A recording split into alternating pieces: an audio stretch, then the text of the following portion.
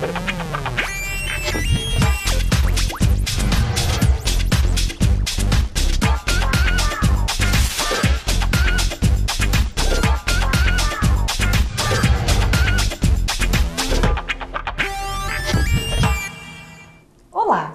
TV Câmara recebe aqui no estúdio do programa Sala de Visitas o padre Rogério Cancian, vigário forâneo da Forania de Santa Cruz, que congrega as cidades de Vinhedo e Valinhos. Padre Rogério é o responsável pela paróquia Beato São José de Anchieta, no bairro Bom Retiro. Seu carisma atrai fiéis até mesmo de cidades vizinhas e de outros estados. Formado em filosofia e teologia, autor de 2 livros, trabalho não falta ao padre Rogério. A paróquia realiza vários eventos.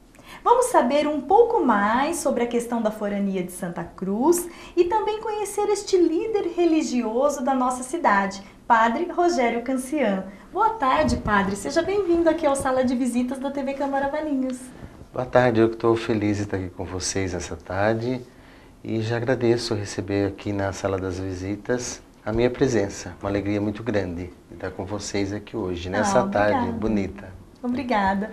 O senhor é vigário forâneo da Forania de Santa Cruz. O que isso significa? Para nós da Igreja Católica, vigário forâneo é aquele que representa o bispo, porque, ou seja, a nossa cidade, Valinhos e Vinhedo, são 2 cidades grandes. E o bispo não tem como ir na arquidiocese toda, por exemplo, Campinas, Indaiatuba, Elias Fausto, Montemor, Sumaré, Paulínia, que compõem a nossa arquidiocese. Então é eleito, cada 5 anos, essa função de vigário forâneo, no qual então eu estou sendo, no momento, o vigário forâneo, que é então, ele representa o bispo nessas 2 cidades e coordena os sacerdotes também aqui nas nossas 2 cidades.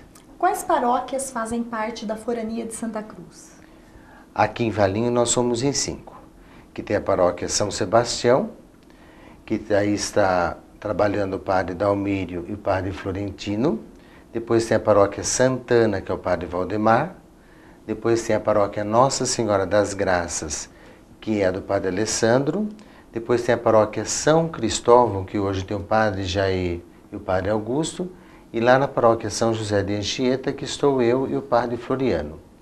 E já em Vinhedo são 3 paróquias, que é a paróquia Nossa Senhora de Lourdes, o padre Sérgio, paróquia Santana, que é o padre Júlio, e na paróquia São Sebastião, que é o padre Lima. Então, no total, nós somos 8 paróquias. E por que chama Forania Santa Cruz? Porque a nossa região católica, quando nós chegamos aqui os católicos, a primeira igreja que se construiu em Valinhos foi a comunidade Santa Cruz, que está localizado lá no Vera Cruz, que nós chamamos, né? Vera Cruz, aquela igreja azulzinha que é perto aí da FAV, né? Da escola, um pouquinho para cima, tem uma igreja que chama Santa Cruz. Foi a primeira igreja católica de Valinhos e de Vinhedo. Então ela se chama Santa Cruz, e quando nós fundamos a Forania, então nós reportamos a história. Então qual é a igreja primeira que foi construída? A igreja Santa Cruz. Então ficou Forania Santa Cruz. E na Arquidiocese de Campinas, quantas foranias existem? Nós somos em 14 foranias. Então, na verdade, é dividida na Arquidiocese 14, então nós somos 14 vigários forâneos, juntamente com o bispo. Cite alguns exemplos assim realizados em conjunto pela Forania. Nós temos vários. Então, por exemplo, esse que nós trabalhamos, de finados agora recentemente, dia 2, é um trabalho Forania. Todas as paróquias celebram no cemitério. A evangelização dentro do cemitério também acontece lá. Temos formação espiritual. Hoje nós temos uma escola de teologia que é da Forania de Vinhedo e Valinhos.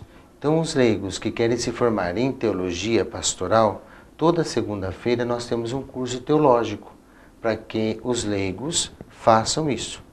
Então, a gente escolheu a paróquia São Sebastião, porque é um pouco mais perto, tem um espaço maior. São Sebastião aqui de Valinhos. Então, o povo de Vinhedo vem para cá, os professores ficam mais fácil para vir dar aula. Então isso tudo a gente vai fazendo juntos, além das nossas reuniões de padres, que nós fazemos juntos também aqui em Valinhos e Vinhedo. Um mês fazemos lá, um mês fazemos aqui em Valinhos, e a gente vai assim, comungando as ideias, né? A gente vai se entrosando, e o que o bispo pede para nós vamos tentando fazer junto. O senhor é o agente do bispo aqui? Eu acabo sendo articulador, isso, porque eu que vou até Campinas na reunião, a gente vê o pensamento e o coração do arcebispo, onde que ele está andando, a gente reflete sobre o que o Papa Francisco vem pedindo para nós, e depois então, nós 14 vigários foranos levamos a todos os padres que são responsáveis o que a igreja tem pensando e discutindo ultimamente. Então isso é uma coisa muito boa, porque aí o pensamento não fica fragmentado. Ele fica um pensamento mais coeso entre nós padres, o que o Papa pensa, o que o Bispo pensa e o que nós padres também pensamos. E também os padres, eles tiram dúvidas com o senhor, assim? Sim, muitas dúvidas, porque na verdade a gente está mais próximo ao Bispo em algumas questões que eles podem perguntar sobre questões pastorais, sobre casamento. Por exemplo, hoje, nossa Igreja Católica não é proibido casar fora da igreja, que nós chamamos de extra-templo, né? Quer dizer, fora da igreja. Hoje a igreja não permite mais a católica. Então, muitas vezes, tem algum caso ou outro, então eles tiram a dúvida se esse caso pode, se esse não pode, se esse é liberado ou não, sobre batizado também. Então, tem muitas questões que eles tiram dúvida com a gente. Então isso é um grupo que a gente vai somando, né? Porque a Igreja Católica ela é muito grande em questões bioéticas, morais, sociológicas, históricas. Então a nossa igreja ela tem esse percurso grande. Então é um momento de partilha, de riqueza, né? De troca de valores. E na comunidade São José de Anchieta, quantos anos o senhor está lá? Fez 5 anos que eu estou lá. Eu vim aqui para São Sebastião quando cheguei em Valinhos. Depois de 3 anos eu fui transferido para lá, no Bom Retiro, que hoje era beato. Depois ele ficou santo esse ano, em 2 de abril. E agora é São José de Anchieta. O que São José de Anchieta significa para o senhor? Para mim ele é muito importante. Eu não conhecia profundamente esse homem quando eu fui transferido para lá. Porque eu, apesar de ler muito coisas históricas, mas eu não sabia o que esse homem que veio da Espanha, com 18 anos, veio para o Brasil, veio nos meios dos índios. Ele foi o primeiro professor, então acho que todos os professores hoje em dia, eu acredito que ainda existe, se a gente chegar para um professor universitário e perguntar para ele qual é o seu patrono, eu não sei se ele vai responder, eu tenho muitas dúvidas. Porque eu sou professor há muito tempo e a gente nunca tentou focar quem é o nosso patrono, porque a gente tem do dentista Santa Polônia, dos médicos São Lucas, cada um tem seu patrono, né? Então, e hoje é São José de Anchieta, foi o primeiro professor do Brasil, ele que evangelizou, ele que traduziu para nós até hoje a gramática da língua portuguesa, porque a gente não tinha na língua portuguesa, a gente só tinha no Tupi-Guarani. Ele que veio de lá da Espanha, que traduziu o dicionário nosso, ele traduziu todinho esse dicionário imenso da língua portuguesa para nós. Ele foi um dos fundadores da cidade de São Paulo, essa capital que é imensa, que é de suma importância para nós. E outras coisas, a gente tem Anchieta em todo lugar, a Avenida Anchieta, a gente temos a Serra da Anchieta, a gente tem muitas coisas dedicadas ao Anchieta. Só que quando fala Anchieta, a gente não reportava que era esse homem, que viveu em Itaém, viveu em outros lugares, viveu em Ubatuba.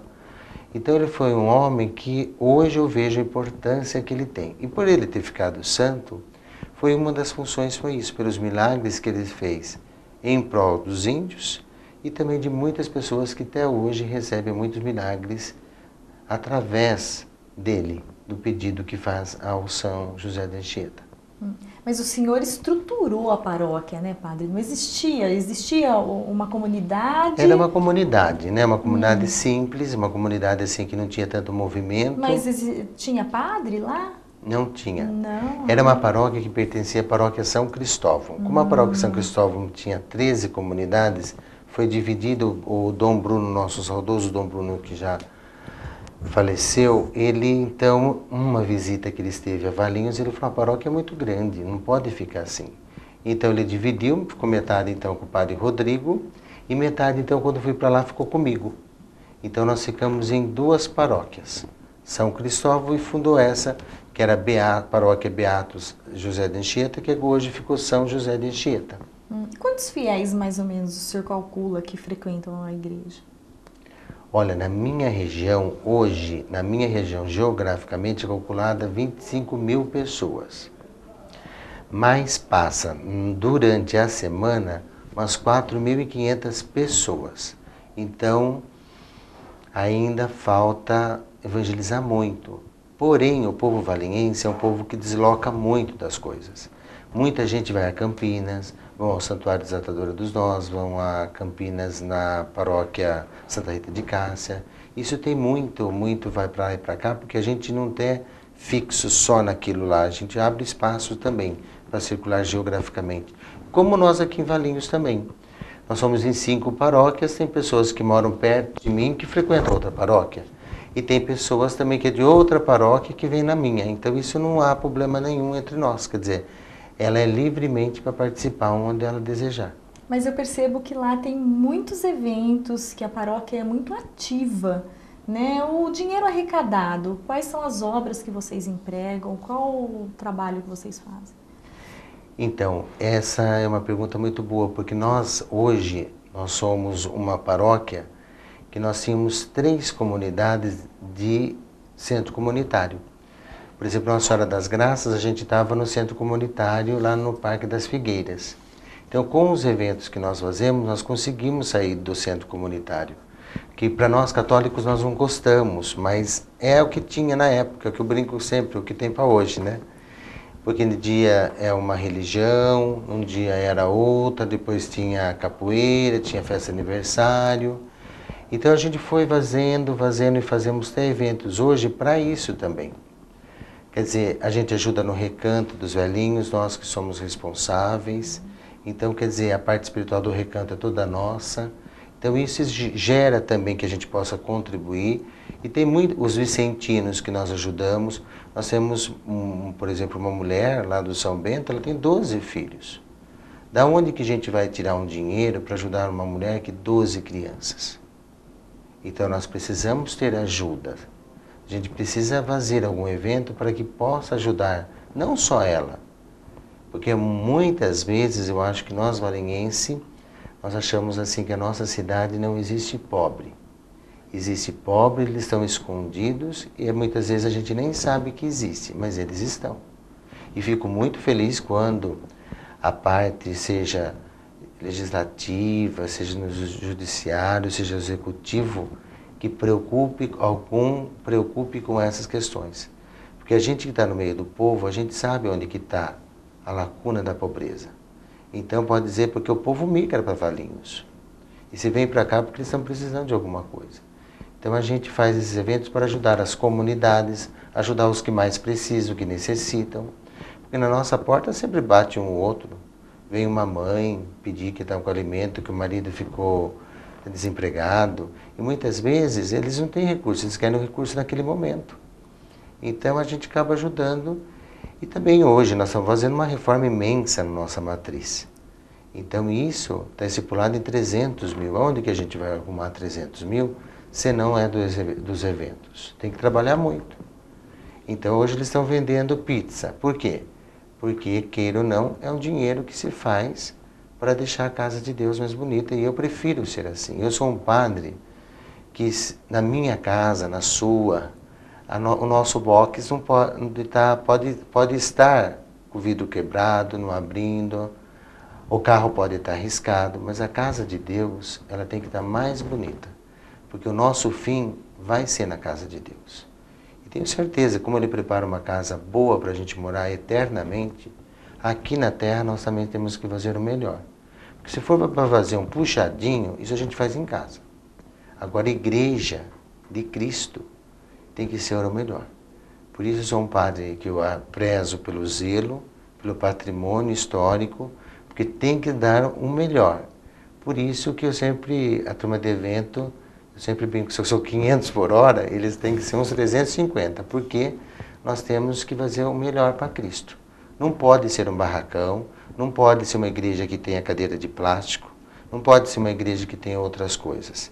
Tem que ter banco para a pessoa sentar bem, tem que ter um genuflexório para a pessoa ajoelhar, porque aquilo que eu sempre falo, pais que dobram os joelhos, filhos em pé, e como que uma mãe que tem um filho com um portador de maconha, cocaína, deficiente, tem dislexo, tem outro que é hiperativo, como que ela vai poder um dia ajoelhar se não tem uma coisa confortável também? Então a luta minha nesse sentido é que a igreja ela tem que ser uma coisa bem forte, bonita, para que a gente possa ajudar o povo a sentir bem. A gente vai para a igreja para sentir o amor, buscar o amor. E só tem religião por isso. Cristo fundou a religião nesse sentido. Ele fundou o amor, não a religião, ele fundou o amor. Nós, seres humanos, que criamos a religião e fizemos essa bagunça de dominações, de doutrinas. Porque Cristo fundou uma só, o amor. Mas o homem veio no seu pecado e fundou vários tipos de religiões, que não era a proposta dele disso. Ele fundou somente uma. Ame-se uns aos outros e sejam um. Mas nós, com as nossas ignorâncias, pecados, nós que dividimos o Cristo por meio. Porque na minha visão, ele é um só. Todos nós vamos converger a um Cristo somente. Então eu vejo assim que nós precisamos lutar pelo amor, porque é o amor que nos une, e é Ele que nos une.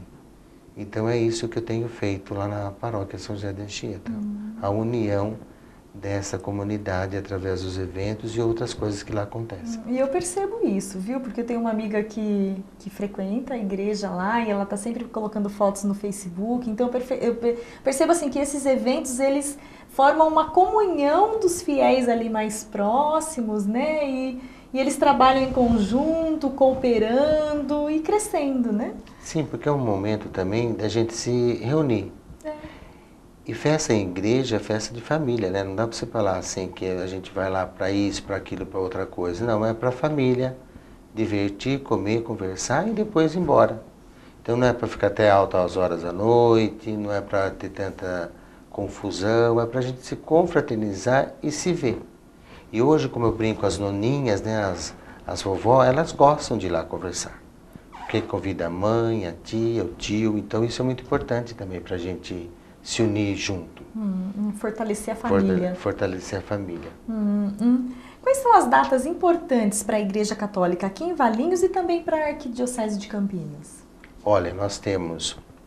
Aqui em Valinhos vamos citar, começando dia 20 de janeiro, que é de São Sebastião, patrono da nossa cidade, e depois acho que todos os padroeiros, né, eu acho isso de suma importância, que tem que ter, é de importância. Tem Corpus Christi, que é feriado para nós também, que é de suma importância. Tem da padroeira dia 12 de outubro, que é de suma importância. E outra data também que a gente destaca muito a nível da arquidiocese é a nossa padroeira da arquidiocese, dia 8 de dezembro, que é a Imaculada Conceição, que a gente então se reúne todos os padres em volta do nosso arcebispo para celebrar então a Imaculada Conceição. Lá em Campinas. Lá em Campinas. E esse ano a campanha da Fraternidade trouxe o tema tráfico humano, né? O senhor que está próximo do povo, esse fantasma é só de cidade grande ou aqui em Valinhos a gente consegue detectar casos? Com certeza, eu acho que esse ano também teve em Valinhos, aqui perto, onde que o UPA ainda não estava construído, mas encontraram pessoas que eram nordestinas, que vieram trabalhar e não tinham emprego. Eles vieram e eles acharam uma casa lá do lado e lá eles ficaram. Mas foram iludidos também, porque vão para tal lugar que lá vocês não vão passar necessidade, dificuldades. E eles vieram. E conversando com eles na época, eles falaram, olha, padre, a gente foi porque falaram que era tudo de bom e chegou aqui não era tão bom assim. Porque nós sabemos que a nossa cidade ela é boníssima, mas também tem um custo de vida, nós temos uma taxa, tudo se tem que se pagar, tem que se conviver. A refeição vida é cara. Refeição, em todo lugar é assim. Só que lá longe, você ouvir Valinhos, você imagina o quê? Você imagina assim, que bom, deve ser um vale, só deve ter coisas boas. E não sabe que nós somos em 110 mil, aproximadamente, pessoas, mas... Então isso muitas vezes a gente se encontra, não está fora, só no exterior. Mas está perto da gente, tem Campinas, tem Vinhedo, tem Jundiaí, Louveira, tem bastante coisa. E como a Forania tratou esse tema? Foi um chacoalhão para nós, porque a gente não ficava observando muito, porque a campanha da fraternidade todo ano, ela traz um ambiente, ela traz uma questão para a gente se questionar. Ela pega um ponto que os bispos discutem vários anos, qual vai ser, e depois chacoalha muito a mente da gente, o coração. Foi bom também porque a Globo, queira ou não, sabendo disso, ela acabou fazendo uma novela, juntamente um pouco com a Globo, com a nossa igreja, pensando no poder que a Igreja Católica tem nesse sentido de ser a maior da América do Sul, né? E trouxe essa questão antes da gente, juntou com a gente também, então parece que foi uma coisa combinada, mas não foi. Quer dizer que foi tudo providência de Deus, deu uma repercussão tanto na mídia e como para nós também, padres, leigos, pessoas que nem são da nossa Igreja Católica, mas se preocuparam com o tema, entraram conosco. Então isso é uma questão muito importante para a gente reportar sempre, que tem criança indo embora do país, tem mulheres indo embora e homens indo embora por tráfico de pessoas. E tem muitas pessoas morrendo e estão vendidos os órgãos para transplante de outras pessoas, que o dinheiro é mais poderoso do que o próprio órgão da pessoa. O senhor falou que nós criamos várias igrejas e criamos mesmo ao longo dos anos aí, né? A igreja evangélica parece que tem uma ascensão grande aqui no Brasil. Como que a Igreja Católica está vendo essa ascensão da Igreja Evangélica? Nós não preocupamos muito porque o crescimento não é um crescimento que abala, porque é só aqui no Brasil que acontece isso. Se a gente for para a Europa, não tem igreja evangélica. Se eu for para outros continentes do mundo, não tem igreja evangélica. Acontece isso daqui só no Brasil. Agora tem que fazer a pergunta, que eu acredito, Denise, não por quê, mas para que ter tantas? Eu não questiono por que tem, mas para que tem? Porque Jesus não quis isso. Então, eu sempre pergunto aos meus amigos pastores, para que tanta? Aí a gente vai chegar num denominador só, não é? Que se quem está nos ouvindo que não é católico vai ter certeza do que o Padre Rogério está falando. Para que tantas? Como tem em Valinhos, por exemplo. Talvez acho que são 80. Para que tantas? E se são evangélicos, por que não pode ficar só em 10, por exemplo? Então eu acho assim, para que? Eu gostaria assim, a minha reflexão, mais de coração, nem crítica ou não, mas perguntando para que tantas? Não por quê. Então nós católicos, nós não se preocupamos muito, porque o ano passado também, a nível de mundo, foi a nossa que mais cresceu. Então nós nunca perdemos católicos no ano. O que está acontecendo muitas vezes são as divisões do para quê dos evangélicos, dos protestantes, não é? Então para nós católicos isso não, eu vejo na minha, como tem crescido, como cresceu muito. A sua paróquia é um exemplo. É um exemplo, tem crescido muito. E quantas outras? Nós tivemos agora a Jornada Mundial da Juventude. Meu Deus, o Papa Francisco veio para o Rio de Janeiro, né? Vocês acompanharam a mídia. Quer dizer, cresceu muita gente, muitas pessoas, o povo foi para a rua mostrar esse carinho profundo, não é que tem. Então hoje assim, nós aqui do Brasil, claro, se preocupa. Agora, se a gente se preocupar, aonde nós estamos errando? Não olhar na concorrência para dizer assim, eles estão crescendo. Agora, porque a igreja não pode ser concorrência. A igreja tem que ser crescimento mútuo na minha visão. Então, claro, se existe concorrência, aí a gente se perde. Mas a renovação carismática é uma possibilidade maior para a Igreja Católica de atrair fiéis, né? Eu mesmo adoro cantar. Sim. A renovação, ela traz um ambiente assim mais de louvor, de canto.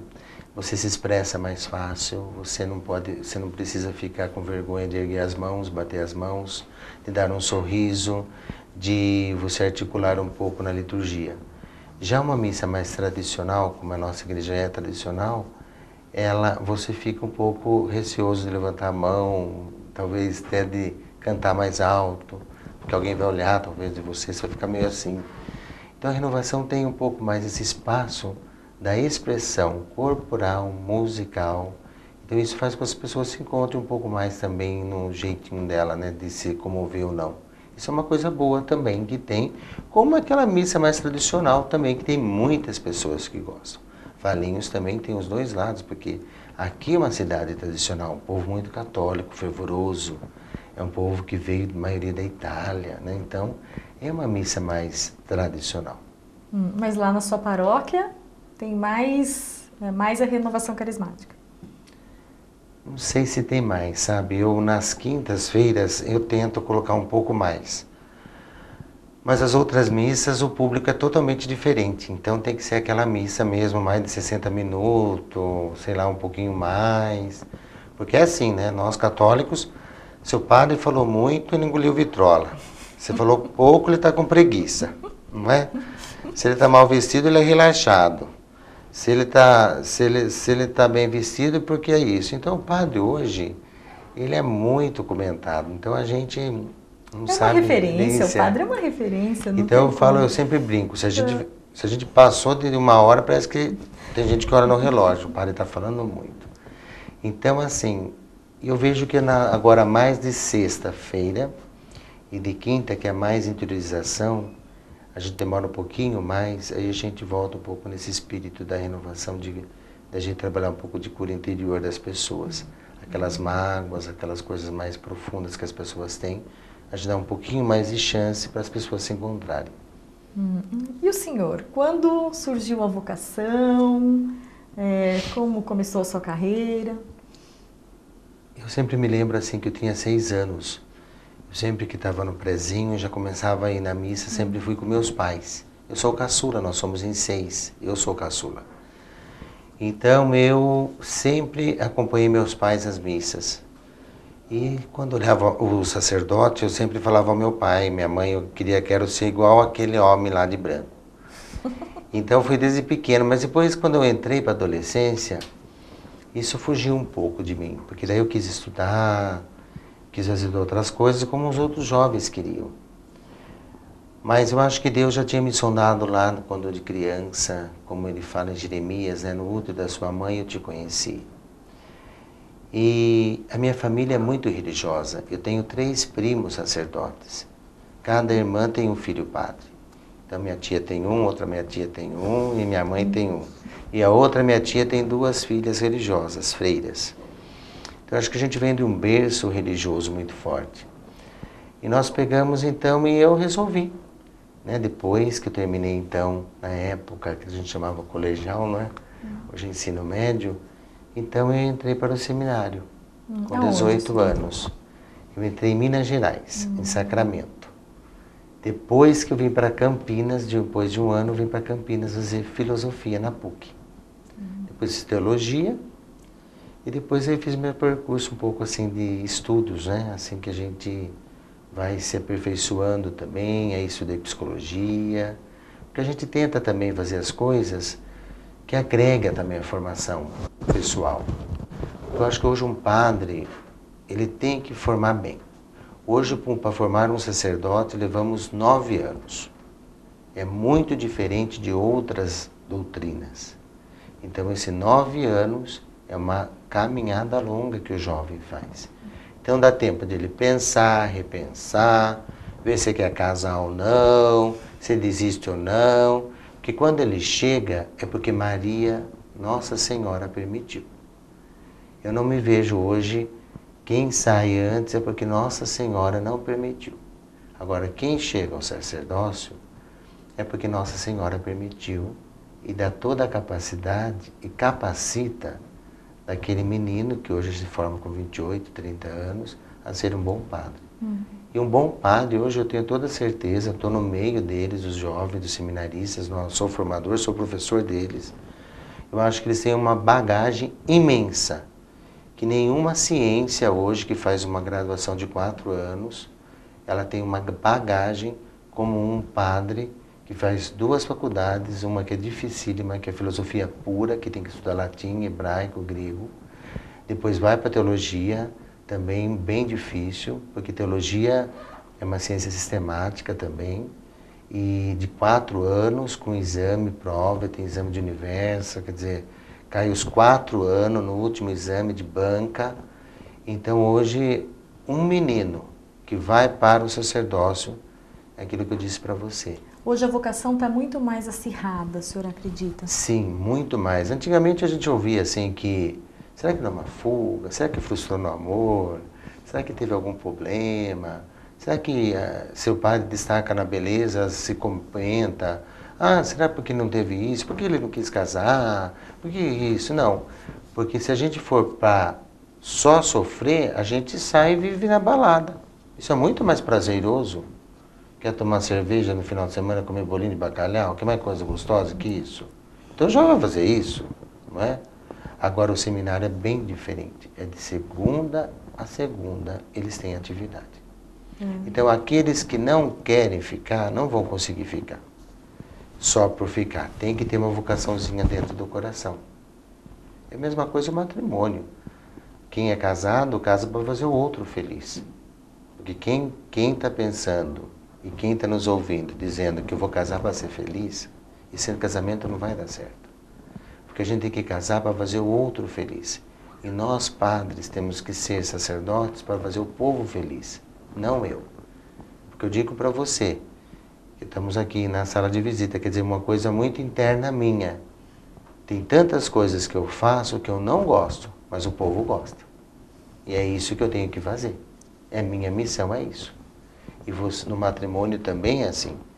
Muitas coisas, tem muita gente que está junto, que faz coisas talvez que não goste, mas a mulher gosta, o esposo gosta. E é isso que tem que fazer. Isso é matrimônio, é dividir aquilo que a gente não tem. E o padre é a mesma coisa, a gente tem que dividir o que a gente não tem. Então, eu sempre brinco, eu adoro que vá um monte de criança na minha missa, porque eu não casei, não tenho filho para chorar de noite, eu adoro ver criança na igreja.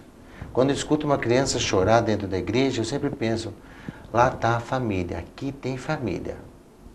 Porque nós adultos fazemos mais feio, né? A gente fica de bico uma semana, né? Eu não tenho filhos, eu não posso dizer o mesmo, padre. Mas olha, se você conhecer alguém, você vai ver. Tem gente que fica de bico uma semana, os adultos.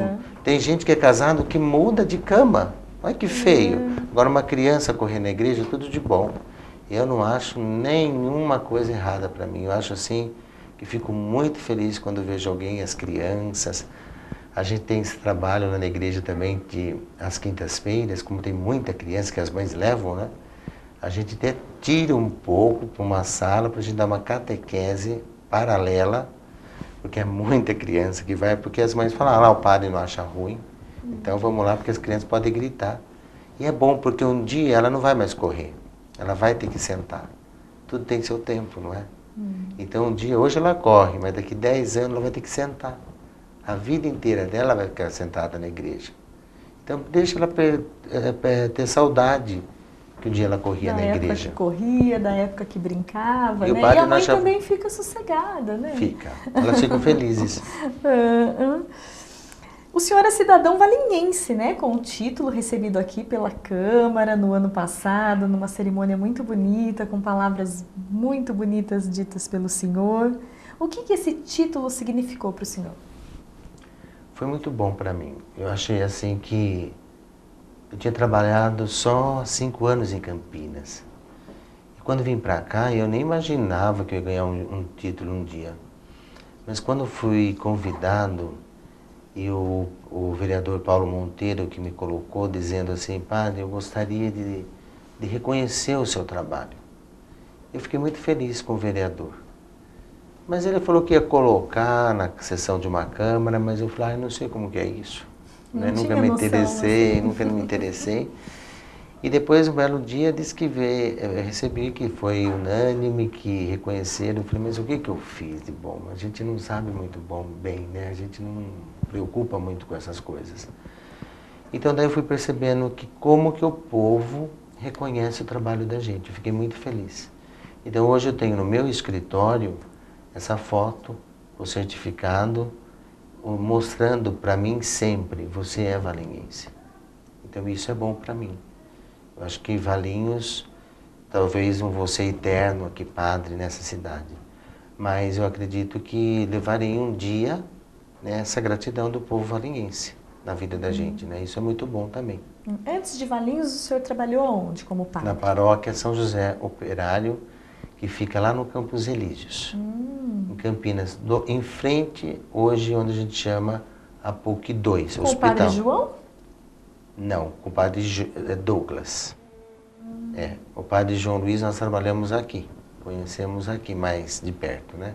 Já se conhecemos antes, mas de morar junto, de trabalhar junto, com o padre João Luiz foi aqui em Valinhos, a São Sebastião. O senhor é autor de um livro sobre doenças psicossomáticas. É isso Sim. mesmo? É. Os nossos sofrimentos são frutos dos nossos pensamentos? O senhor acredita nisso? Sim, não só de pensar, mas também de sentir. Porque uma pessoa que pensa, ela sente também. Existe um pensador filósofo que diz muito isso, que percorre hoje a coisa, penso, logo existo, não é? Então só existe quem pensa. Mas também eu diria que quem sente também vive.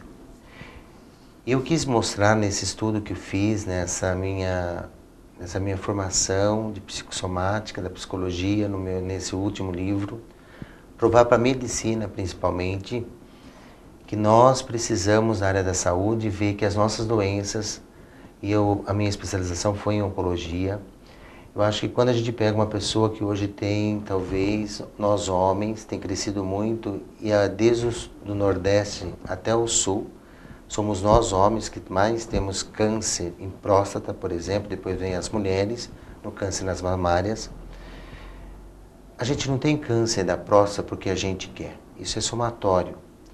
As mulheres não têm um câncer, um nódulo no seio porque ela quer. Então isso, na minha defesa desse livro, da minha tese, foi mostrar que tudo que está ao meu redor, no meu lado social, nos meus amigos, nos meus vizinhos, nas minhas famílias, tudo isso não é só no pensar, mas no sentir principalmente. Se eu sinto muita mágoa, eu vou desencadear no meu corpo uma célula cancerígena. Pode ser que essa célula ela se manifeste daqui 10 anos, mas eu posso ter. Ela vai deslocar para um lugar. Então, hoje uma pessoa que tem muita raiva, muitas frustrações, ela tem que tomar muito cuidado, porque algum lugar está caindo. Antigamente, a medicina dizia assim que era só gastrite. Então, eu quis mostrar um pouco que não é só isso.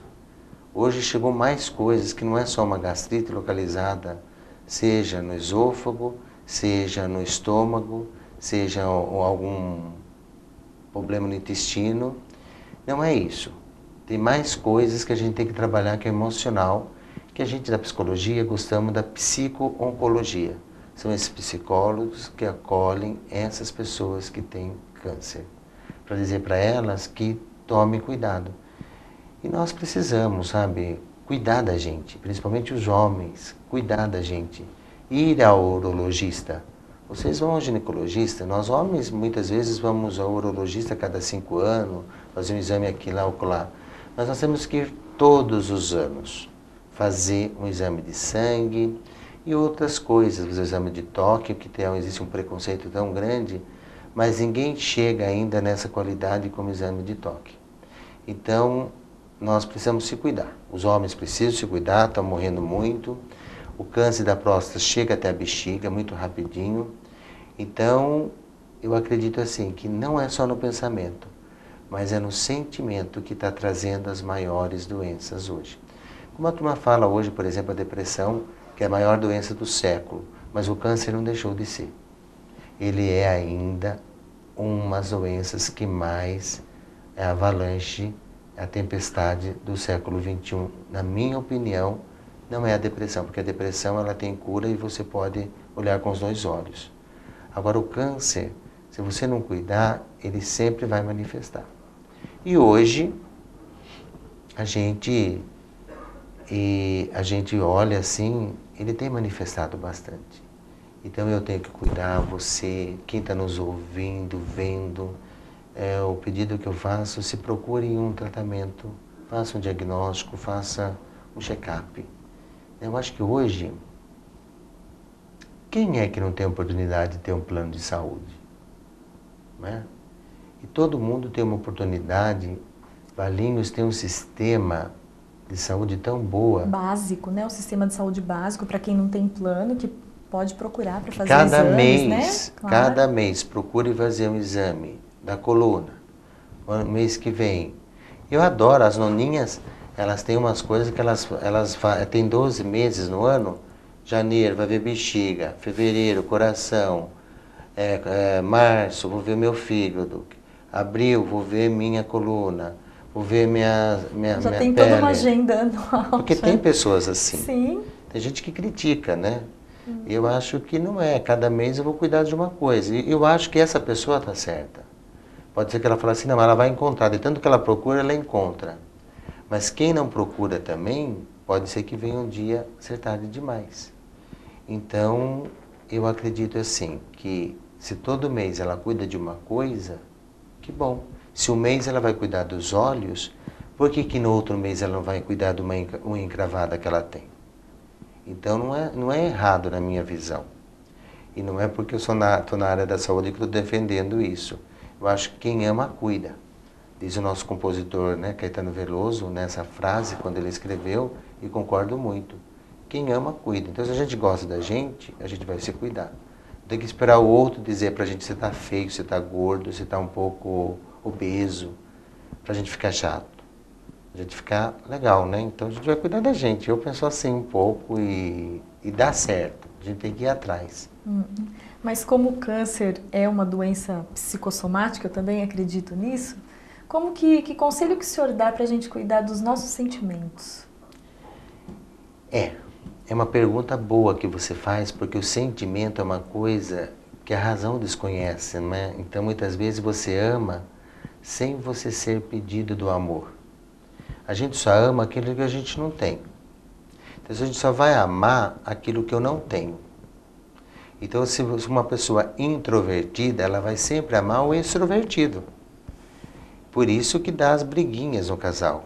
E isso é ótimo, porque aí tem amor. Quando o casal fala assim, eu não brigo, aí não tem amor. Casal que briga, tá certinho. Então, quem está brigando em casa, continua porque o negócio é bom. Quando ninguém briga, é porque não tem amor. Eu só consigo amar o que eu não tenho. O amor é isso.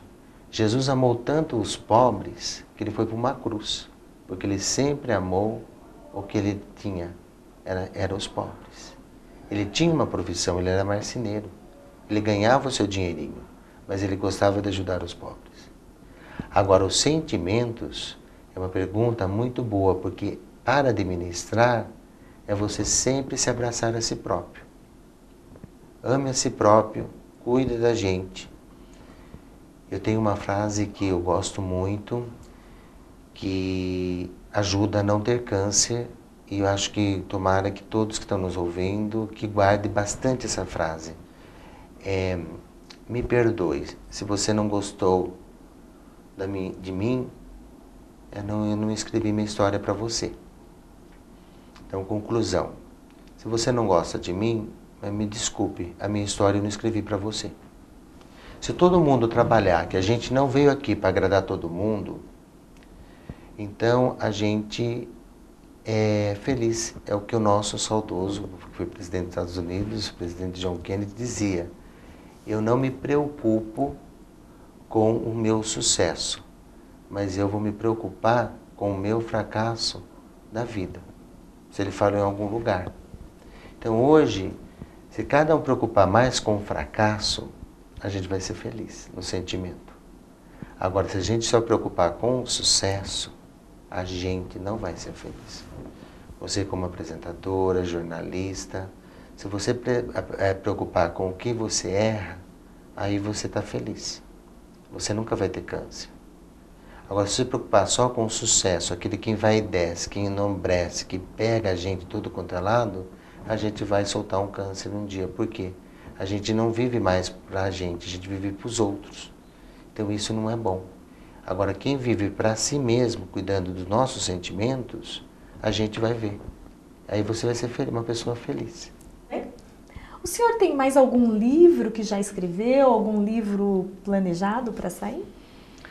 Eu tive uma graça, né? Esse é o meu terceiro livro que eu escrevi agora.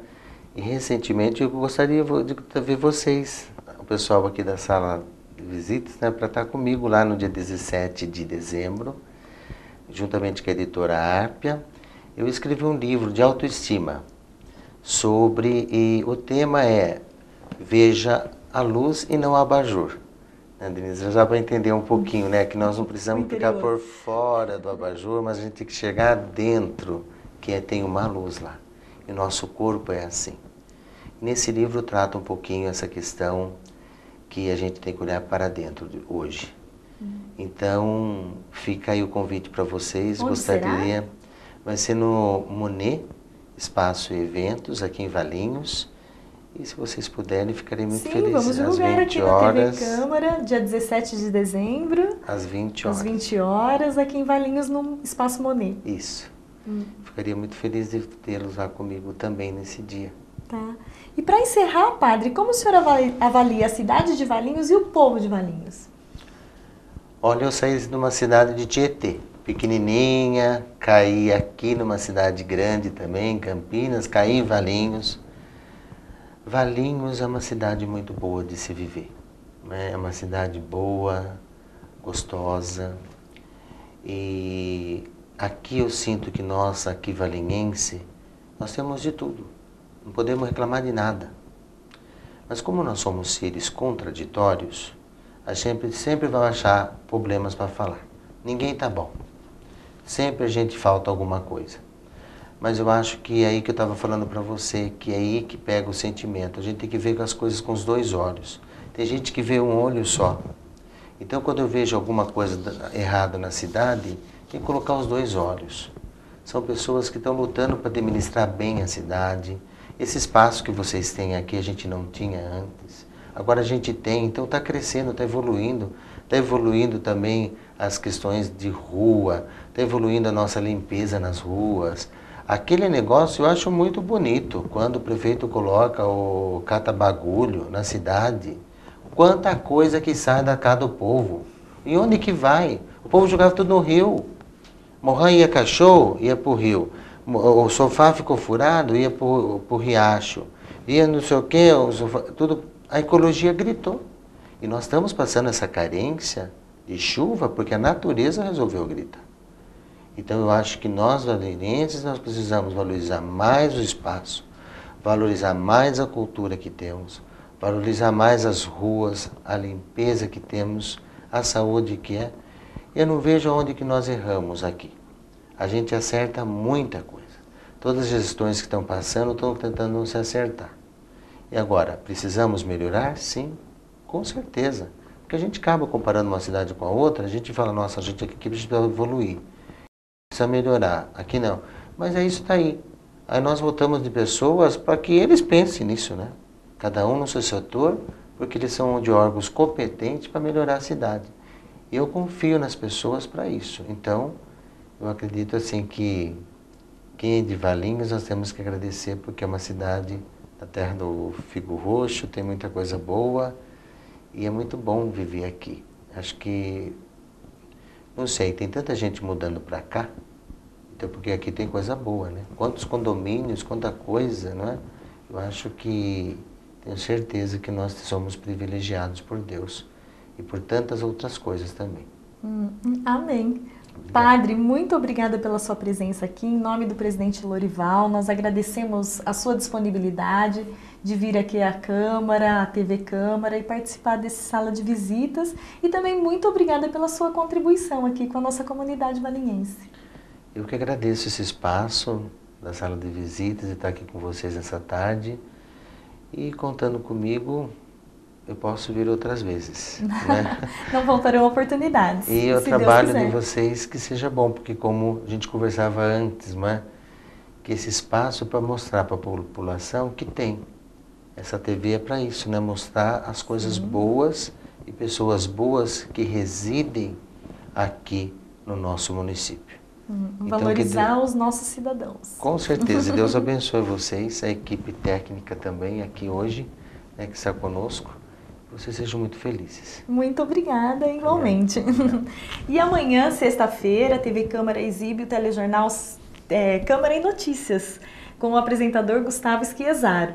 A Sala de Visitas retorna somente na próxima segunda, sempre às 12 horas, com reprise às 17 horas. E um ótimo fim de semana a todos!